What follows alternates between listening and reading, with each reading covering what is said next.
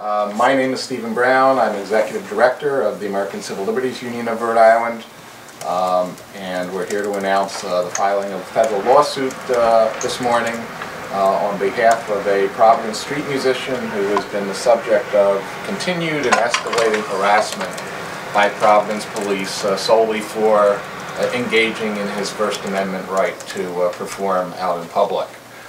With me, to my immediate left, is Shana, one of the ACLU volunteer attorneys handling the case. Next to her is Manuel Pombo, who is the musician, the plaintiff in the case. And next to him is Dineen, another ACLU volunteer attorney who's working on the lawsuit. This is the third lawsuit in 5 years that the ACLU has had to file against the City of Providence for violating, in our view, the clear First Amendment rights of individuals to speak or perform in public streets and sidewalks. We hope it's the last one, but only time will tell. With that, let me have Shana briefly explain the basis of the lawsuit, and then we'll ask Mr. Pombo to talk about his experiences, the problems he's encountered in trying to perform. Thank you, Steve. Good morning, and thanks everyone for coming. I just want to start actually by just saying that the first time actually I met Mr. Pombo or heard him play was a few years back, and I was rushing with one of my kids from the mall to where we had parked, and you're stressed, and why did we park so far away? And all of a sudden we hear this beautiful music and see this man playing, and it just sort of changed our complete demeanor and how we felt. And so I just wanted to mention that because what Mr. Pombo does is his music, it helps people enjoy life, especially in those times when we're too busy to think that we need it or to stop and take advantage. And then another reason, of course, why we need to thank and honor Mr. Pombo for what he's doing is that also just by standing up there and being a soldier in the struggle to protect civil rights, as Steve said, the City of Providence seems to act as if we're inside this bubble where the First Amendment doesn't exist. But the Constitution does exist everywhere, exists for all of us, and it doesn't, unfortunately, enforce itself. So it requires groups like the ACLU to step forward and take that action, and people like Mr. Pombo who have the courage to do it not just for themselves but for all of us. Briefly, some of the key points of the lawsuit and what we are looking at, as Steve explained, it's a First Amendment issue. Music is speech. It's protected by the First Amendment of the Constitution. When you're playing in a public space, that's the same kind of free speech as a street corner preacher, as someone collecting signatures, giving out informational leaflets. This is what the First Amendment is designed to protect. The City of Providence has this somewhat arbitrary and it seems to be kind of invented procedure that they've used with Mr. Pombo, where they've issued a letter that's called a permission to perform. And could you hold that up so folks can see it? And this letter, aside from the fact that there's no criteria anywhere, there's nowhere that this is authorized in city ordinances or state law for the city to be issuing this, no information about how and on what basis they're giving it out. In addition, this letter, permission to perform, gives complete and total discretion to the police to decide when people can and can't perform. That's one of the basics, fundamental issues in terms of First Amendment law and what is not allowed by multiple court decisions over the decades. There's other issues involved around just this sort of blanket permitting, and that creates what's called a prior restraint on people, and if they're applying it to all street performers, then on people who do have a right to be performing in public.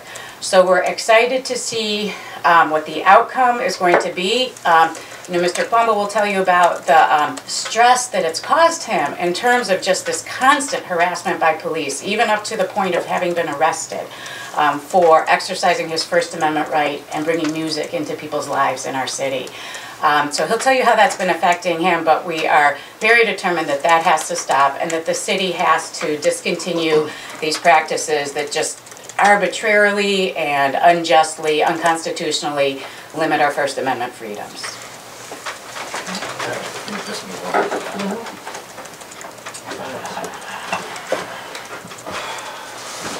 so you're up. Yep, you're up. Okay. All right, thank you, and thank you all for being here. I guess the first thing is I've been doing this for 30 years in Providence, along with my 2 day jobs up until I was disabled with heart disease. So,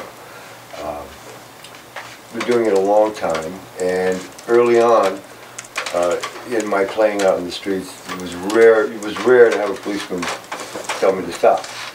Over the last few years, it's really become an everyday thing, and I'm constantly worried about if I'm going to get arrested for playing music again.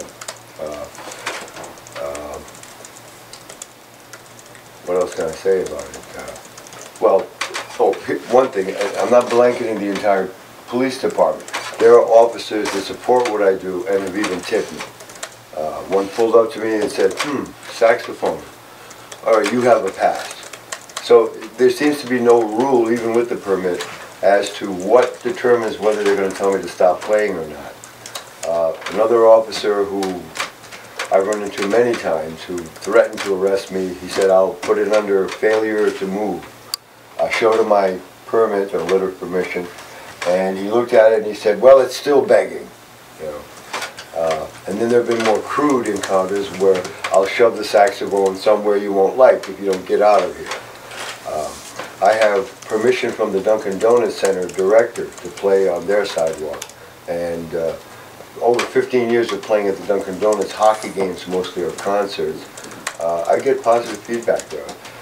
Some of the fans have come by and said, you know, you're part of the hockey experience. We park our car, get $1 out for the sax player, then we go in and get our seats and our hot dog or whatever it is. One recently at the Dunkin' Donuts Center, a policeman was coming out and he said, get out of here with that. I said, well, excuse me, officer, I have permission from the Dunkin', I have a permit. I don't care, get out of here. That same weekend, Jay Leno was playing at PPAC. Before I even got to where I was going to play, the policeman came over and said, they don't want you here. Don't even play across the street. So I called PPAC to find out if they had changed their perception of me. And they said no. They said, the woman, I can't remember her name right now, said she talked to the director of security, and they said, no, we didn't tell them to get rid of you. In fact, we like the fact that you do it. It adds a nice ambiance to the performing arts scene. Like in New York, you'll see fire eaters and jugglers and that kind of thing. Anyway, it is stressful to think you might be arrested for playing, well, be arrested for anything but for playing music. So it's wearing. And all I'm doing is just playing. So, I don't know what. Mr. Pombo, can you tell us about the time you got arrested and spent the night in jail? That was Sunday afternoon, was it 2013? Yeah. Yeah, I was playing on the public sidewalk outside of University Heights where Whole Foods is. And the policeman came over, and that day I didn't have my ID on me, I didn't have my license on me, and he pulled up, and he asked for that, and I didn't have it. And he said, okay, give me the saxophone. And he took the saxophone, he looked at it, and he said, you need pads. I said, you play? He says, yes, I have a soprano, alto, baritone, and drums. I said, I don't have a police record. You really going to arrest me? He said, yes, we've gotten complaints. So put the horn in the trunk and handcuffed me, and I went down to the tomb there with like a steel door. You're isolated. And I'm up in age now. You know, I can't get a good night's sleep on a good mattress, never mind the steel bench. And from 2 in the afternoon, I'm in there waiting for the sun to go down so I know what time it is, you know, and how close I am to going to court tomorrow so I can get out. And then that finally came, and I went in and just, the arrest was disorderly conduct. And I just pleaded guilty. I just wanted to get out of there. You know, I should have pleaded innocent and went to trial, but at that point I was just too worn out. What did it feel like? What did it feel like? What did it make you feel like? What did it make me feel like?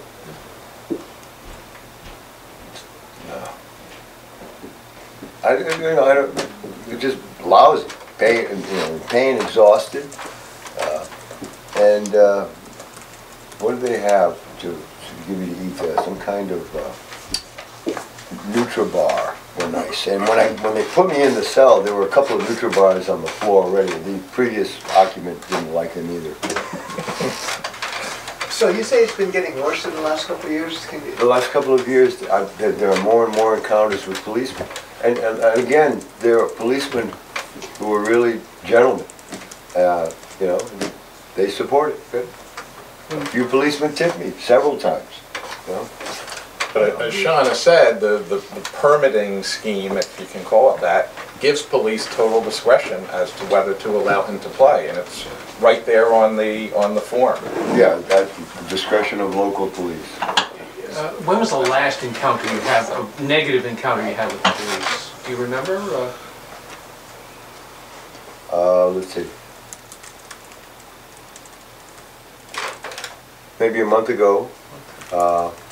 You know, you gotta go. Get out of here. Take off. I don't want to see you here anymore. The reason I'm asking is this mayor has made a big deal out of the arts, public arts in public places, and had a couple of big events recently to highlight the public arts. So how do you think that squares, the treatment you're getting from police squares with that policy? I think it's the individual person, the officer, who, in whatever reason, looks down on what I'm doing. I was not even playing one day. I'm going home. I live up the street from the Marriott off of Orm Street. And I'm walking through the Marriott property, carrying my horn, and a policeman, and I lost my glass, I couldn't see him. I think it was the one that I see regularly, yelled, and don't play on Whipple Street, and don't play on Orm Street, and he named another spot. And I'm thinking, I'm going home, I'm not even playing. So you think they've got your number? Well, a few of them do. One officer literally requested his ID and copied down the information. Right. Saying the next time he sees me out here playing where he doesn't want me on his beat. So, you know, I'm heading further and further down North Main Street into Pawtucket where they leave me alone.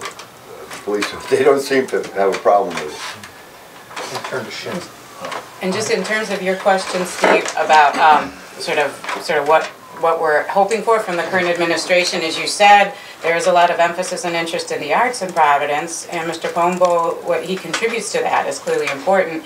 You know, we're hoping that the city will respond to this by immediately, you know, agreeing to stop the harassment while the litigation's pending, rather than waiting to be ordered to do so by the courts. What do you see when you look at the letter that he has? What does it tell you as far as its legitimacy?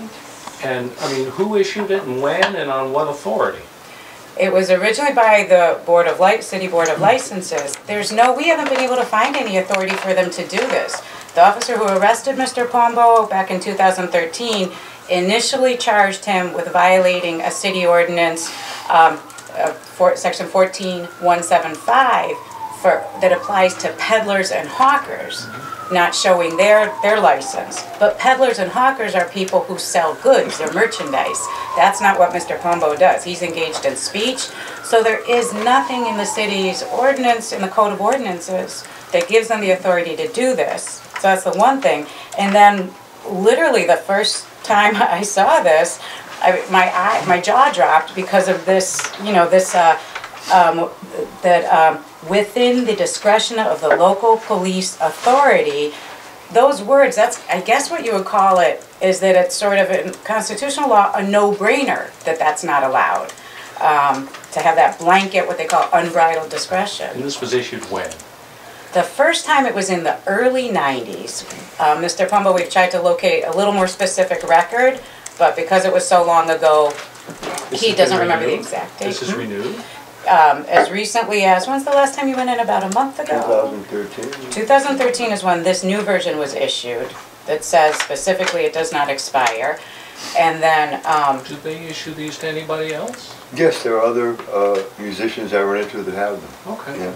Is it only Is there in a fee? Providence that they issue these, or are there other cities in the state that do it?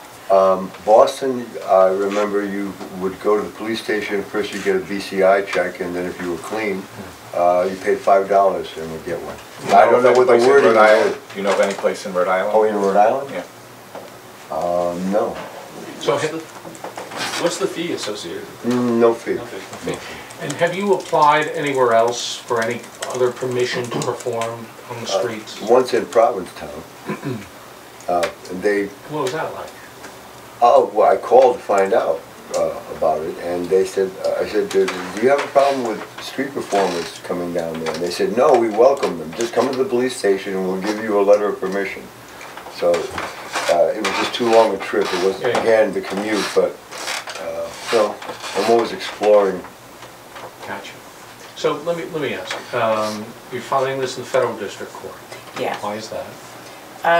It comes under the federal law called Section 1983, which is basically a law designed to be able to sue to protect your constitutional rights and to sue government officials to protect those. So it's when someone's acting under the color of law to deprive you of your constitutional rights, and so that, because that's a federal law, we chose to bring it to federal court. You have filed or will file? Have filed. When was this?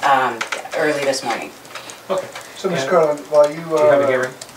Go ahead, Steve. We don't have a date set yet for our hearing on a preliminary injunction. Okay. Is there anything you want to add, John? Just two. If you do, let's move the... Yeah. Okay. Just say it, Tony. Yeah, the names are all on the news release, if you need spelling there, just so you know. Just two brief points. My name is John Dineen. I'm co-counsel in this case. The one point I want to stress is that the First Amendment protects the speech we hate as well as the speech or expression that's nice. And there's not a popularity contest. Mr. Pombo doesn't have to prove that the majority of people like his music, or he doesn't have to prove how good he is. The First Amendment protects what's been called the speech we hate, as well as speech that we want to hear, like to hear. And that's important about the First Amendment. I don't want anyone to think that we're doing this case because we like saxophone music. I happen to like the saxophone a lot, but that's not what this case is about. The other thing is that I didn't know this until I ran into Mr. Pombo, but busking has been around for thousands of years. And Benjamin Franklin was a busker. He started out as a busker. That's why he has a strong view, or he had a strong view of the First Amendment. Sting, Springsteen, U2, a lot of people who are famous have practiced busking in recent years. But you don't have to, again, you don't have to be famous to invoke the First Amendment.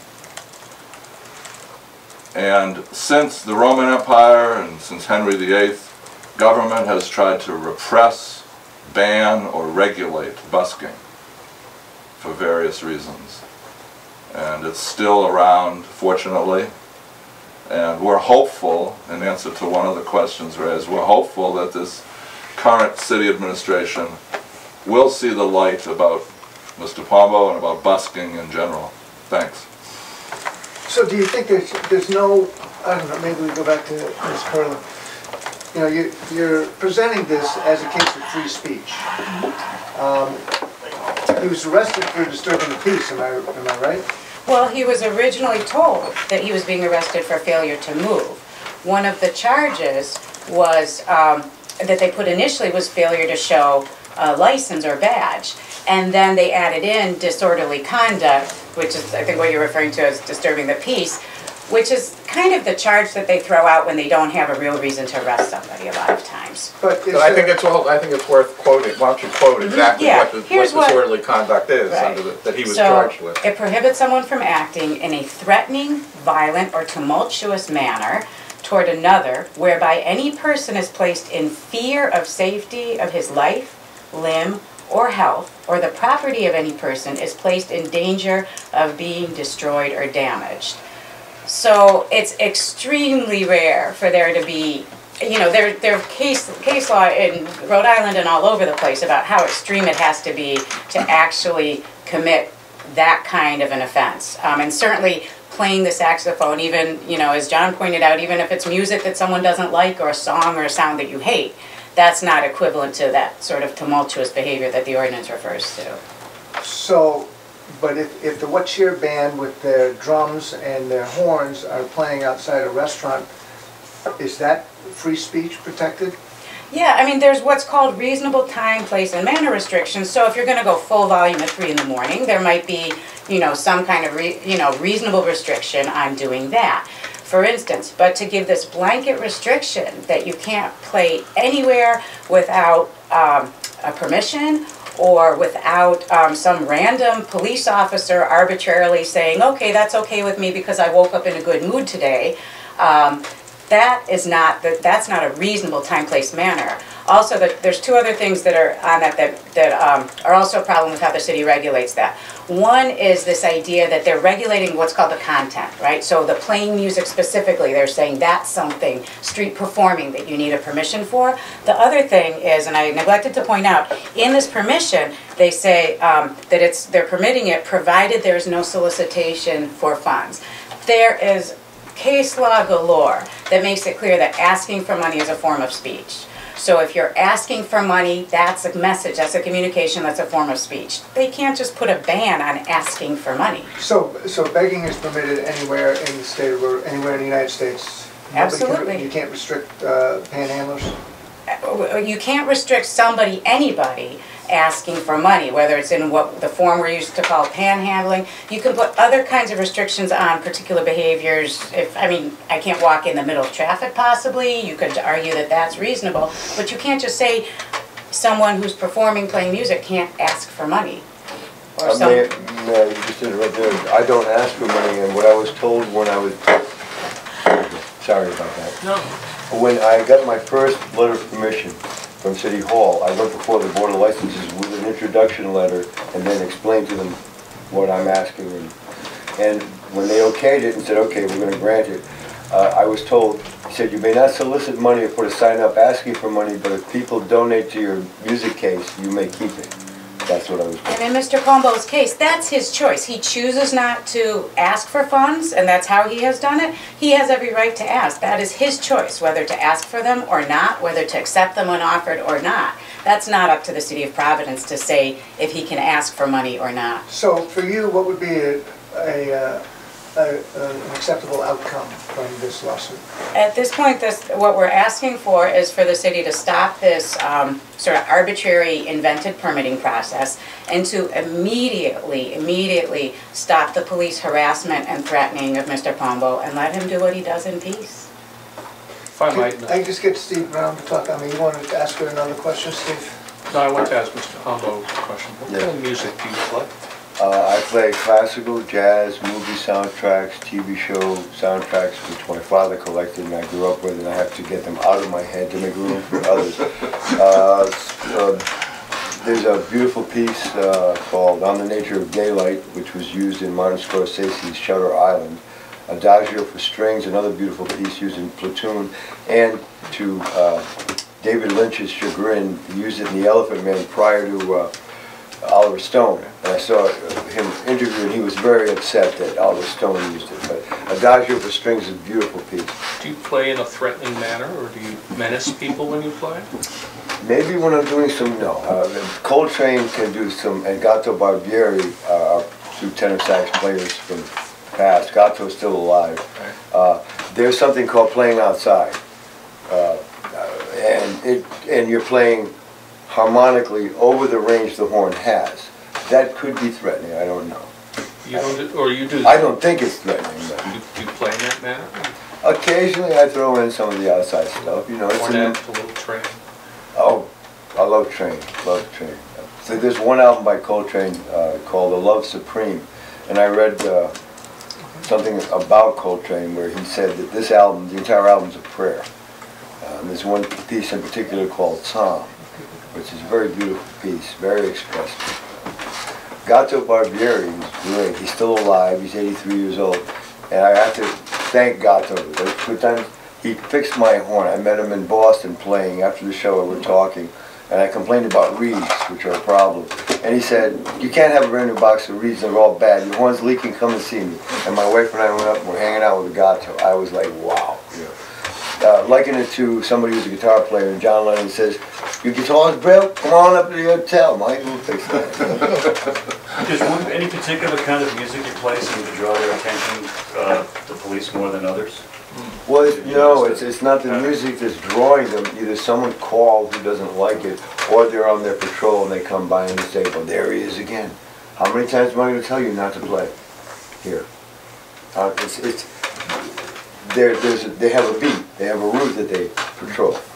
And one policeman, he covers, seems parts of Smith Street, Orange Street, Whipple Street off of Douglas and Whipple, and he doesn't want me in his zone.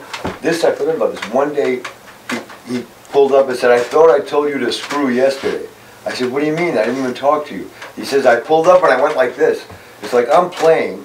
There's lots of, you know, he didn't honk the police horn.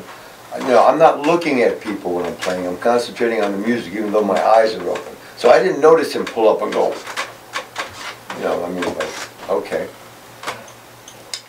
Steve, you want to ask another question? Found it. I would like you, Mr. Brown, just to address this issue of the pattern in Rhode Island, in Providence. This thing about people handing out leaflets, and what was the one? Protesting at a fundraiser, at a political fundraiser. Is this happening in Providence in ways that's different in other communities? I think it's notable that a big municipality like Providence would have so little regard for what are really basic exercises of First Amendment rights. All three of these cases involve fundamental free speech activity. People leafleting, people performing, people protesting.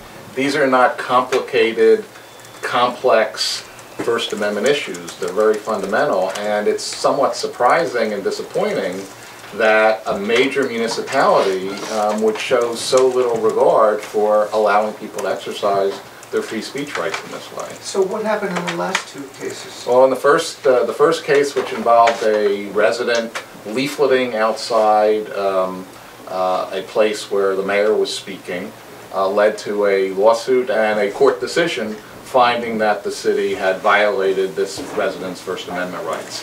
The second case, dealing with a political protest at a political fundraiser, is pending. The suit was only filed about the end of 2014, so it's pending. But we're very confident of a favorable decision in that case as well. And where do you think these orders are coming from? Where's this attitude?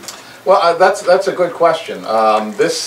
Each of these cases involves a different mayoral administration. The first case was under Mayor Cicilline, the second one Mayor Tavares, and now Mayor Elorza. So I can't point to a particular individual. I think there may just be a culture within the police department or certain agencies that simply don't have the respect for the First Amendment that they should.